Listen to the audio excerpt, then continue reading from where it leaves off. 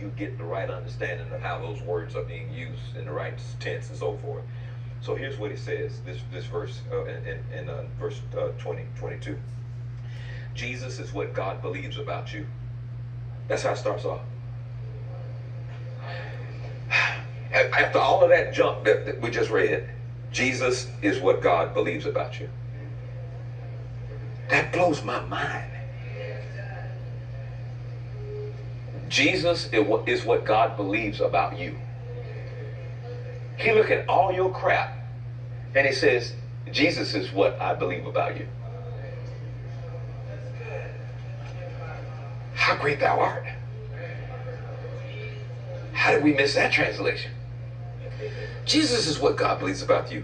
In him, the righteousness of God is on display in such a way that everyone may be equally persuaded about what God believes about them, regardless of who they are.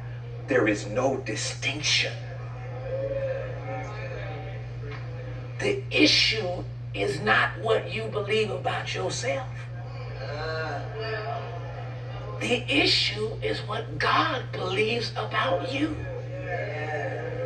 And God believes, Jesus is what God, Jesus is what, did I tell you I'll write that down Sunday?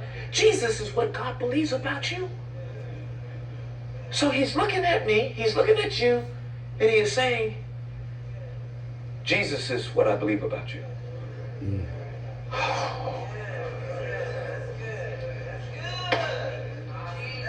With all of your attempts to try to perform, to get God on your side, to do something extra special, the whole time, before you did it or even had the thought of doing it, he says, I already know what I believe about you. Jesus is what I believe about you.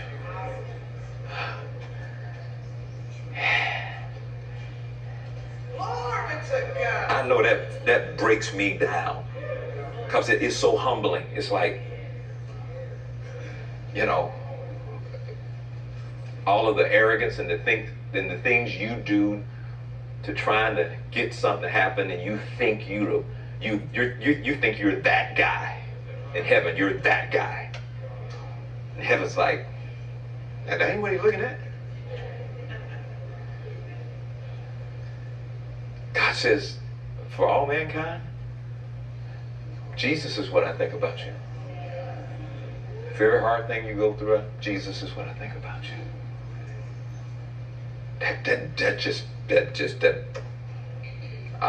I'm God.